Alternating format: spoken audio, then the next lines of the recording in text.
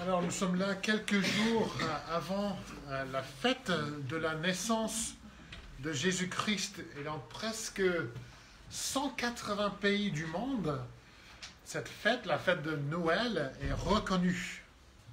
Et on sait que personne ne peut dire avec certitude la date de la naissance de Jésus-Christ.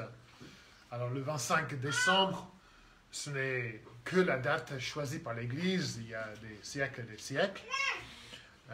Mais à vrai dire, pour la plupart, la fête du 25, du 24, 25 décembre n'a rien à voir avec la naissance de Jésus-Christ, la venue dans le monde de Jésus-Christ. Beaucoup de ceux qui fêtent Noël ne croient même pas que Jésus est un vrai personnage historique. Si vous allez en ville demain pour faire un sondage en posant la question « Qui est Jésus-Christ ?», vous auriez beaucoup de réponses différentes. Et malheureusement, beaucoup qui diraient qu'il n'a même pas existé. On est entouré des gens avec de différents points de vue, ceux qui se disent chrétiens, mais qui ne lisent jamais la Bible pour savoir ce que dit la Bible. Et après tout, c'est ce qui compte le plus. Et puis, il y a des fidèles d'autres grandes religions du monde qui ont peut-être un avis favorable sur Jésus. C'était un homme bien, c'était un prophète, c'était quelqu'un qui a fait beaucoup de bien, quelqu'un qu'on respecte.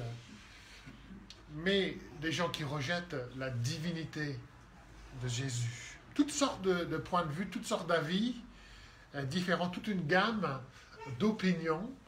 Et de nos jours, il faut dire, oui, tout le monde, chaque opinion est valide. On ne peut pas dire à quelqu'un d'autre, non, tu n'as pas raison, tu as tort, en ce que tu dis sur Jésus, si ça marche pour cette personne-là, il faut l'accepter. Ce qui est ridicule. Parce que s'il y en a qui disent Jésus est le Fils de Dieu et un autre qui dit Jésus n'est pas le Fils de Dieu, les deux ne peuvent pas avoir raison. Ce n'est pas parce que j'aime bien penser qu'il est le Fils de Dieu, c'est pas ça qui fait qu'il est le Fils de Dieu. Soit il l'est, soit il ne l'est pas. Donc on ne dit pas que chaque opinion est vraie. Et face à tous ces points de vue différents, il est possible de se sentir bousculé dans notre foi, de se sentir menacé.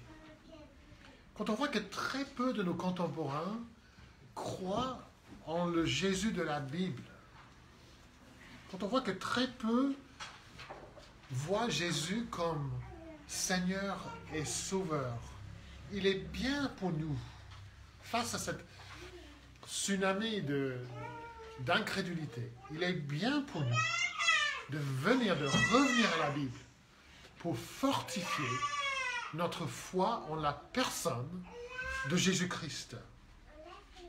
Que dit Dieu sur Jésus? Que dit la Bible sur Jésus? Qui est-il? Quelle est sa vraie identité? Que devons-nous croire? Je dis souvent, quand les gens on pose la question « Qui est Jésus ?», quand la réponse commence par les mots « J'aime bien penser que ». Non mais peu importe ce que vous aimez bien penser. Que dit la Bible? Que dit Dieu? Et je veux qu'on regarde surtout ce matin le verset 14 du premier chapitre de l'évangile de Jean. Et là, nous lisons « Et la parole a été faite chair, et elle a habité parmi nous, pleine de grâce et de vérité. Et nous avons contemplé sa gloire, une gloire comme celle du Fils unique venu du Père. » Ici, Jésus parle de la... Jean, parle de la parole. Mais pourquoi Jean dit-il parole? Pourquoi choisir ce titre pour parler de quelqu'un? Jean se sert encore de ce nom parole dans le livre de l'Apocalypse, chapitre 19, verset 13. Il parle de Jésus, il était revêtu d'un vêtement teint de sang, son nom était la parole de Dieu. Il est clair du reste de ce passage que Jean parle de Jésus-Christ quand il parle de la parole. Jean écrit son évangile pour parler de Jésus. Nous lisons dans Jean 20, 31, « Mais ces choses ont été écrites, c'est-à-dire son évangile, afin que vous croyiez que Jésus est le Christ, le Fils de Dieu, et qu'en croyant, vous ayez la vie en son nom. Jean, il a un but précis quand il écrit son évangile. Il veut que nous croyions que Jésus est le Fils et que nous ayons la vie en son nom. Mais pourquoi commencer son évangile par ce titre « Parole » pour parler de Jésus? Les commentateurs proposent plusieurs réponses à cette question, mais je pense que la raison principale est assez simple. Réfléchissez à ceci. Vos paroles servent à quoi? Pourquoi utilisez-vous des paroles? Pour communiquer. Je vous regarde, j'espère que vous êtes en train de penser, de réfléchir, que vous n'avez pas éteint votre cerveau. Et des fois, c'est difficile de savoir, mais je ne vois pas vous penser. Je ne connais pas vous penser. Je ne peux pas dire, toi, tu es en train de penser à ça, toi, tu es en train de penser. Je ne sais pas. Pour communiquer ce que vous pensez, vous devez parler. Vous devez vous servir de la parole. Et donc, Jean veut qu'on comprenne que Jésus est d'abord et avant tout une forme de communication. Jésus, c'est Dieu qui communique. Dieu qui veut transmettre un message. Et en Jésus-Christ, la parole, Jean veut dire que Jésus nous communique, il nous parle. Et par la parole, qui est Jésus-Christ, Dieu se fait connaître. Dieu révèle des choses. Dans le verset 18 de ce chapitre, nous lisons « Personne n'a jamais vu Dieu, Dieu le Fils unique, qui est dans le sein du Père, et celui qui l'a fait connaître. » La parole fait connaître Dieu. Il nous parle de Dieu. Et Jésus nous apporte un message de Dieu. Jésus est le message de Dieu. Il est l'ultime communication de Dieu au monde. Dans Hébreux 2, nous lisons ça. Hébreux 1, verset 2, nous lisons ça. Dieu, dans ces derniers temps, nous a parlé par le Fils. Alors, dans ce message, quand nous lisons le titre « La parole », il faut comprendre que tout ce que nous lisons de la parole est vrai de Jésus. Mais qu'est-ce que ce verset 14 nous enseigne sur la parole, sur Jésus? D'abord, nous voyons l'identité de la parole. Dans ce verset 14, nous lisons « La parole a été faite chair ». Mais dans les versets précédents, Jean a déjà beaucoup de choses à dire sur l'identité de la parole. On ne peut pas tout examiner, mais je veux noter 2 ou 3 choses. D'abord, nous voyons son éternité. L'éternité de la parole. On voit ça au verset 1. Au commencement était la parole. Et ces mots nous rappellent le premier verset de la Bible. Au commencement, Dieu. Et là, Jean commence comme... et il y a beaucoup de similarités entre Jean 1 et Genèse 1. Au commencement était la parole. Jean ajoute que la parole est là au commencement. Il existait avant la création du monde. Elle, la parole, a toujours existé. Les enfants, à l'école, vous apprenez des choses sur le monde, sur l'origine du monde. L'univers a été créé. Le monde a été créé. Nous avons été créés. L'univers n'a pas toujours existé. Mais Dieu et la parole a toujours existé. Personne n'a créé Dieu. Personne n'a créé la parole. Et selon le verset 1, il n'y a jamais eu un moment, ni dans l'éternité, ni dans le temps, où la parole n'existait pas. Jamais eu un moment où la parole n'existait pas. Donc on voit son éternité. Mais nous voyons aussi la communion entre la parole et Dieu. La parole, selon le verset 1, a toujours existé, mais plus que ça, la parole a toujours été avec Dieu. Il a toujours été dans la présence de Dieu. Ils sont proches. Il y a de la communication. C'est une relation intime entre Dieu et la parole. Et nous le voyons aussi dans le verset 18 que je viens de citer. La parole est dans le sein du Père. Ils sont proches. Et c'est pour ça qu'on peut dire que Dieu est amour. Parce qu'il y a toujours eu cet amour entre entre les trois personnes de la Trinité. C'est un peu compliqué, mais on a toujours eu cette relation d'amour entre Père et Fils. Mais Jean continue. La parole était non seulement avec Dieu, mais la parole était Dieu. Oui, la parole est éternelle. Oui, la parole a de la communion avec Dieu. Mais la parole, dit Jean, elle est Dieu. Et Jean souligne la divinité de la parole en nous disant au verset 3 que c'est la parole qui a tout créé. On pose la question aux enfants, qui a créé le monde? Dieu. Oui, mais là, Jean dit que c'est la parole, c'est Jésus qui a créé le monde.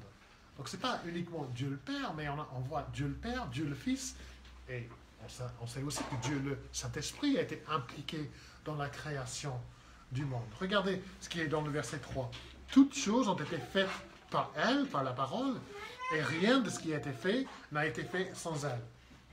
Et cela nous rappelle ce que Paul enseigne dans Colossiens 1, verset 16, ce verset magnifique sur Jésus, car en lui, en Jésus, ont été créées toutes les choses qui sont dans les cieux et sur la terre. Les visibles et les invisibles, trône, dignité, domination, autorité, tout a été créé par lui et pour lui, Jésus. Tout a été créé par Jésus et pour Jésus.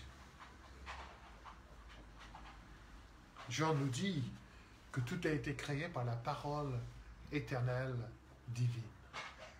Paul nous dit que tout a été créé par le Fils bien-aimé de Dieu. Alors, nous commençons à voir que la parole dont Jean parle, c'est Jésus-Christ, le Fils de Dieu. Dieu lui-même.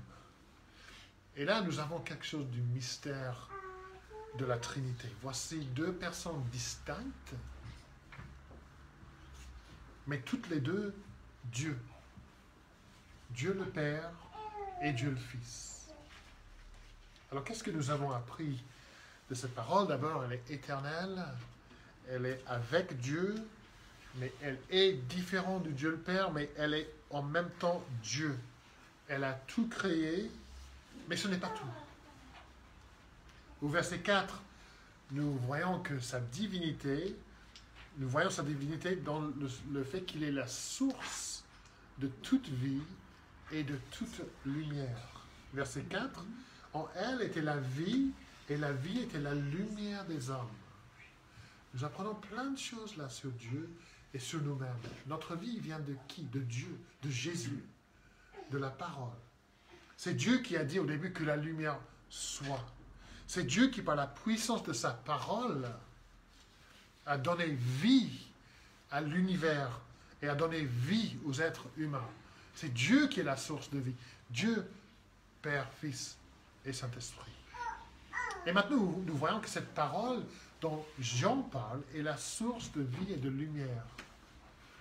C'est Jésus qui donne la vie. C'est Jésus qui est la lumière nécessaire pour maintenir la vie.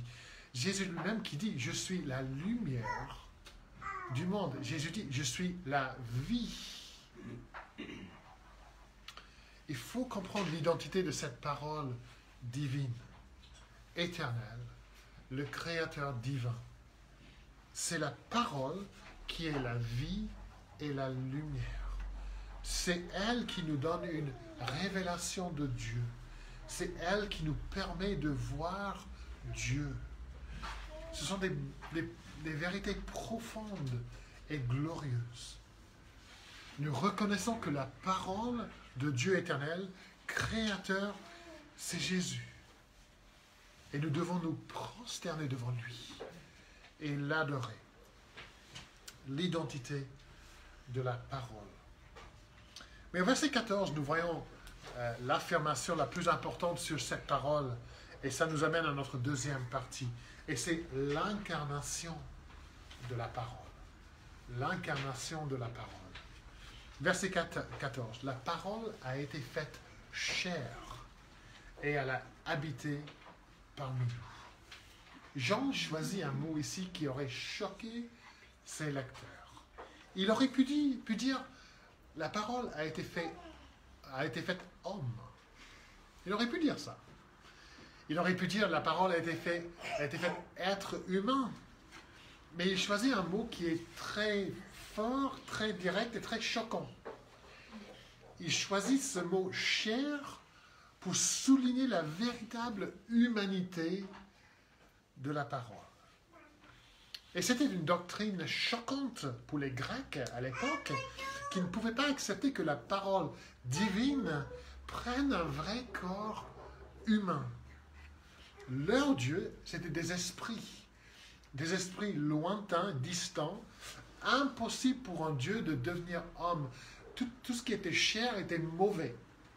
Il fallait se détacher de la chair. Jean dit, la parole a été faite chair. La parole était un embryon. La parole éternelle, divine, le créateur de l'univers, est devenu un embryon. La parole est née. La parole a grandi. La parole a joué dans le jardin devant la maison. La parole qui était Dieu a mangé et bu. Dieu a mangé, Dieu a dormi. La parole était fatiguée. La parole était vrai homme. Et nous parlons ici d'un vrai mystère. La parole, Dieu le Fils, devenu homme. Voici ce qu'on appelle Emmanuel, Dieu avec nous. L'invisible devient visible, l'incorporel devient corporel. Dieu devient chair, viande, chair et os. Et voici une des doctrines qui distingue la foi chrétienne de toutes les autres religions du monde. Chaque religion reconnaît que l'homme est éloigné de Dieu à cause de son péché, et chaque religion décrit comment nous, par nous-mêmes, par nos efforts, nous pouvons atteindre Dieu. Que nous devons construire un pont, si vous voulez, vers Dieu. La grande question est posée, comment m'approcher de Dieu? Ben, c'est par mes efforts, parce que moi je fais. Vous pouvez, selon les grandes religions, vous pouvez vous approcher de Dieu par vos propres efforts. Mais le message de ce verset, le message de la foi chrétienne, c'est plutôt le contraire. L'humanité est incapable de se sauver. Nous avons désobéi à la loi de Dieu, et même avec nos meilleurs efforts, pour plaire à Dieu, pour nous faire pardonner, pour expier notre péché, pour nous racheter, nous ne pouvons pas le faire. Alors Dieu envoie sa parole qui a été faite chair pour vivre la vie d'obéissance que nous ne pouvons pas vivre. Et pour prendre sur elle la punition que nous méritons. Il a fallu que Dieu devienne homme pour prendre la place des hommes, des femmes, pour faire ce que les hommes et les femmes étaient incapables de faire. Jésus est devenu chair pour souffrir en sa chair à la place des hommes et des femmes. La parole a porté sur son corps, sur sa chair, la punition que les hommes méritent. Personne d'autre ne pouvait le faire. Personne n'aurait été suffisamment saint. Personne d'autre n'était sans son propre péché. Il fallait qu'un homme parfait meure à notre place. Et pour qu'il y ait un homme parfait, il fallait que Dieu devienne homme. Il fallait que Dieu devienne chair. Et puisque Jésus est devenu homme, il est quelqu'un avec qui nous pouvons nous identifier. Il nous comprend. Il nous a créés. Il a été comme nous. Il connaît la faiblesse de notre cœur. Il connaît la tentation. Il a été tenté en sa chair, comme nous, en toutes choses. Il connaît la déception. Ses meilleurs amis l'ont abandonné. Sa famille l'a rejeté. Il connaît la souffrance, méprisé et abandonné des hommes, homme de douleur et habitué à la souffrance. Jésus peut s'identifier avec nous. Il connaît la solitude, il connaît le poids des fardeaux des autres qu'il portait. Il est capable de compatir à nos faiblesses, et aux vôtres et aux miens. La parole a été faite chair. Mais notons aussi que la parole faite chair a habité parmi nous. Et ce verbe habiter ici veut dire littéralement, il a monté sa tente. Il a monté sa tente, il a tabernaclé. Ça, c'est, si on peut faire un verbe du mot tabernacle. C'est le même mot qu'on voit dans l'Ancien Testament pour le tabernacle de Dieu. L'endroit où Dieu est venu vivre parmi son peuple. Et c'est dans le tabernacle où on rencontrait Dieu. C'est là où on voyait la gloire de Dieu. Et Jean nous dit que la parole a monté sa tente parmi nous. Il est venu vivre parmi nous. Et sauf pour les moments où Jésus s'éloignait de la foule pour prier, il a toujours été entouré des gens, n'est-ce pas? Sauf dans les moments de prière en privé. Jésus avait toujours du monde autour de lui. Il était proche des gens parce qu'il habitait parmi eux. Il connaît leurs besoins, il se soucie de leurs besoins. On voit ça partout dans les évangiles. Il répond à leurs besoins. Il est proche des enfants, il est proche des femmes, des malades, des personnes méprisées par la société. Je ne sais pas si vous avez déjà rencontré quelqu'un, vous avez déjà vu quelqu'un de célèbre. Je pense que peut-être 3 fois dans ma vie, juste dans la rue, en me promenant dans un magasin, dans un aéroport, j'ai vu, ah tiens, il y a telle ou telle personne. Est-ce que c'est bien lui? Je ne sais pas. Il a l'air différent de ce qu'on voit à la télé. Mais on voit rarement. Je pense que la dernière fois que j'ai vu quelqu'un de célèbre, c'était à l'aéroport de Belfast. Je rentrais ici en France il y a 5 ans. Et j'ai vu un théologien canadien dont j'apprécie beaucoup les livres. Et j'ai osé lui parler. Ça a été sympa pendant 5 minutes.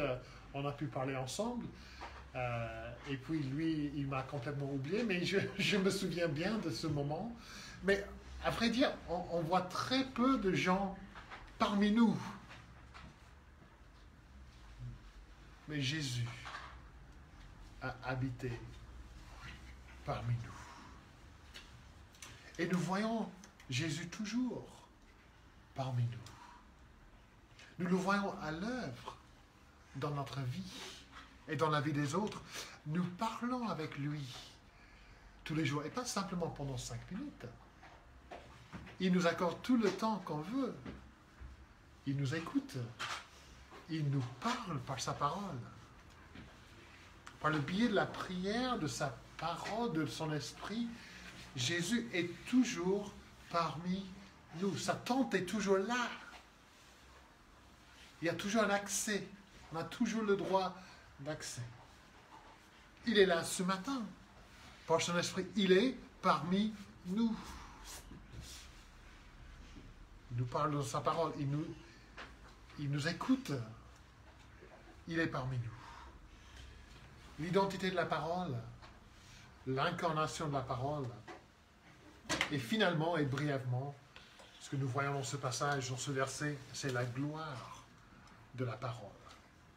Regardez comment le verset 14 se termine. Jean explique qui est la parole, et puis il dit « Et nous avons contemplé sa gloire, une gloire comme la gloire du Fils unique venu du Père, plein de grâce et de vérité. » Jean a passé 3 ans avec Jésus. Il le connaît très bien. Et après avoir passé ces 3 ans avec Jésus, il se souvient de quoi? Parce qu'il a écrit ces choses après. Il se souvient de quoi? Il dit, nous avons contemplé sa gloire. Nous l'avons vu de nos propres yeux. Nous étions des témoins oculaires. Je l'ai vu. J'étais avec lui. C'était mon meilleur ami. Et nous avons vu cet homme glorieux. Nous avons vu sa gloire. Et je vous assure, dit Jean, ce n'est pas une gloire, la gloire d'un homme ordinaire. Regardez ce qu'il dit. Une gloire comme celle du Fils unique du Père. De quoi parle-t-il quand il dit « nous avons vu sa gloire » ? Il y en a qui disent qu'il parle de la transfiguration. Vous vous souvenez quand Jésus, avec ses disciples, 3 de ses disciples sont montés sur la montagne pour être transfigurés. Nous voyons ça dans Matthieu 17. Il fut transfiguré devant eux. Son visage resplendit comme le soleil et ses vêtements devinrent blancs comme la lumière. C'était bien un événement glorieux. D'autres suggèrent que Jean parle simplement des miracles de Jésus. Et je pense que si on avait vu des miracles, on aurait dit, ça c'est quelque chose de glorieux. Vraiment, ce que ce monsieur a fait, c'est glorieux. On lit dans Jean 2, verset 11, « Tel fut à Canan en Galilée le premier des miracles que fit Jésus. Il manifesta sa gloire.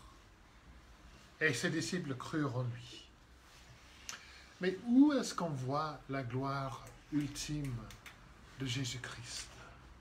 Quel est le moment le plus glorieux de sa vie? Ce n'est pas sa naissance à Bethléem, même s'il y a des anges qui l'annoncent, même s'il y a de la gloire. Le moment le plus glorieux de la vie de Jésus, c'est la mort de Jésus. C'est la croix. Le moment où il est le plus faible, c'est ça l'ironie de la vie de Jésus. Le moment le plus glorieux est le moment de sa plus grande faiblesse. Le moment où il est le plus isolé, le plus vulnérable. C'est là où il est le plus glorieux. Parlons à ses disciples de sa mort. Jésus dit dans Jean 12, verset 13, « L'heure est venue où le Fils de l'homme doit être glorifié. » Alors, qu'est-ce qui va se passer? Il va y avoir des anges qui vont venir, tu vas monter sur le trône, et le peuple entier, le monde entier va se prosterner devant toi. Non. Je serai cloué à la croix. Jean 13, 31. Après que Judas fut sorti, Jésus dit, « Maintenant la gloire du Fils de l'homme est révélée, et la gloire de Dieu se révèle en lui. » Nous, on se sert de ce mot glorieux pour parler de croix. On peut parler d'une victoire glorieuse, si c'est un match de sport. Une bataille glorieuse, une victoire. Un règne où 30 ans, c'est pas les 30 glorieuses, c'était quand les 30 glorieuses ici en France? Les années glorieuses, les années de prospérité. On se sert de ce mot pour décrire des choses. Oui, impressionnant, on pourrait dire. On peut parler d'une belle journée ensoleillée, c'était glorieux. Mais ces choses-là ne sont pas vraiment glorieuses. La parole de Dieu, Jésus-Christ, vrai homme, vrai Dieu, son sacrifice sur la croix, ça, c'est glorieux. Le Fils de Dieu, la parole de Dieu, motivé par son amour pour son Père, pour son amour pour son peuple, pour son amour même pour ceux qui étaient ses ennemis.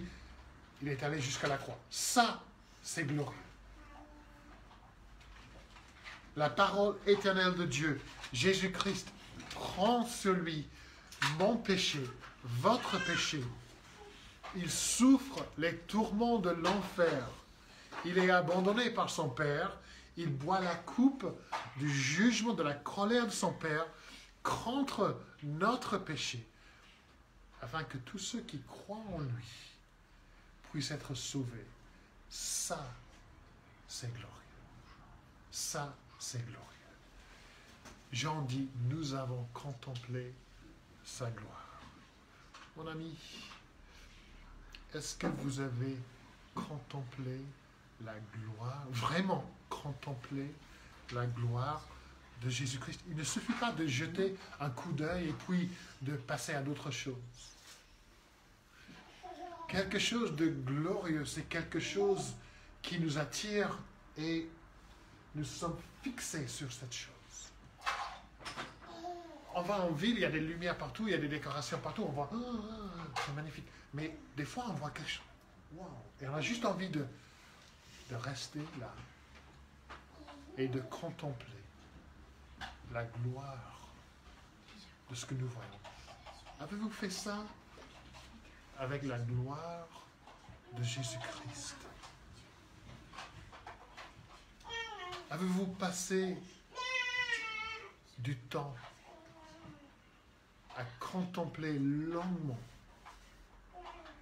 la croix de Jésus-Christ, là où vous voyez votre péché, là où vous voyez la colère de Dieu qui tombe sur son Fils, pour contempler son amour pour vous, pour contempler sa miséricorde, pour regarder en détail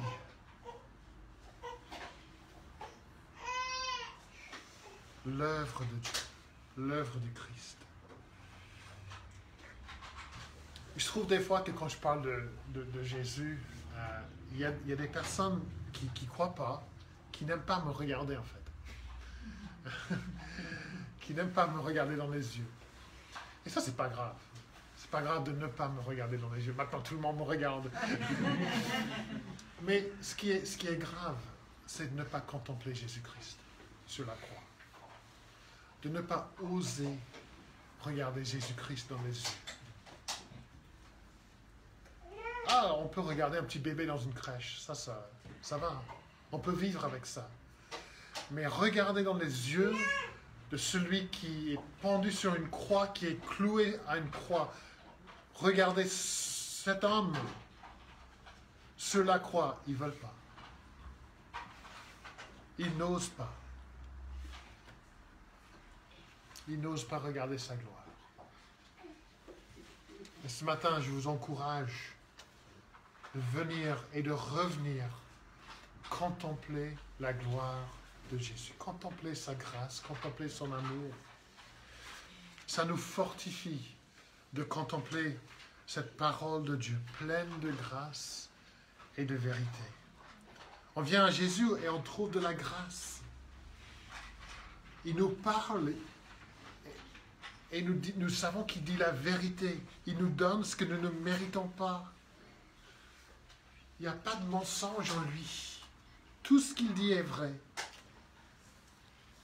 Souvent, nous sommes découragés par les souffrances et les difficultés, par nos faiblesses. Mais il faut tourner les yeux vers Jésus. Tourner les yeux vers notre Sauveur glorieux. Notre Seigneur et Roi glorieux. C'est pour ça qu'on a choisi ces chants ce matin. Qui est ce Roi glorieux? C'est votre Roi. C'est votre Seigneur, c'est votre ami. C'est votre Dieu. Un de mes chants de Noël préférés, c'est le chant Peuple fidèle. Vous connaissez peut-être ce chant.